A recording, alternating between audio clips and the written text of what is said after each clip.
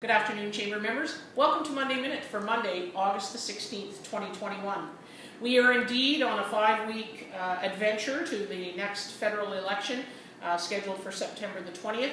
And today we're providing for you the information that's come from the Canadian Chamber on what they'd like to see the next Parliament of Canada, the priorities for business in Canada, and they're calling their plan What It Takes to Grow.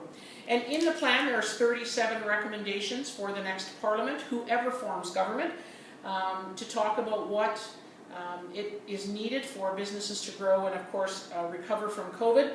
And specifically, those 37 recommendations have been put into 3 mega buckets, and they can be under the titles of finishing the fight against COVID, getting the fundamentals right, and creating a 21st century opportunities. And so we're going to cover some of this material over the next 5 weeks for you, and certainly the Chamber will be monitoring how the political parties, all of them, respond, or if they put out an announcement, how it fits with what the business community is seeking. And the Canadian Chamber will apply to be a third-party advocate for the election process, so that will all be taken care of.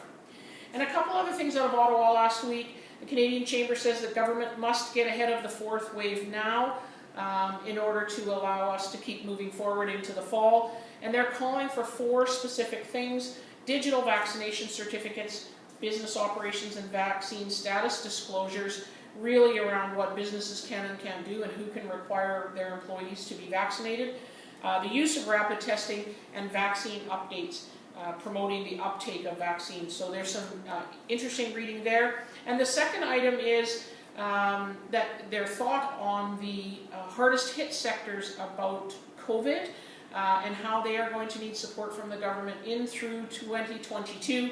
And they have 3 things they specifically are asking for: create a replacement program for the wage subsidy and the rent subsidy, introduce debt relief by forgiving interest payments on COVID-related government-backed loans for SMEs in those hard-hit sectors, and to commit not to introduce new taxes to business. So there's a good read for you there. It's all about the election going forward, and we certainly are in the midst of planning for a forum here in the community, and we'll work with our partners in Lloyd and other areas to make sure that we get the dates all organized so we're not conflicting with the candidates having to travel. As of this morning, there were 4 candidates identified in the Battlefords Lloydminster riding, so we'll keep tabs on if the other parties have a name or a person put forward to run, and we'll keep you updated on that.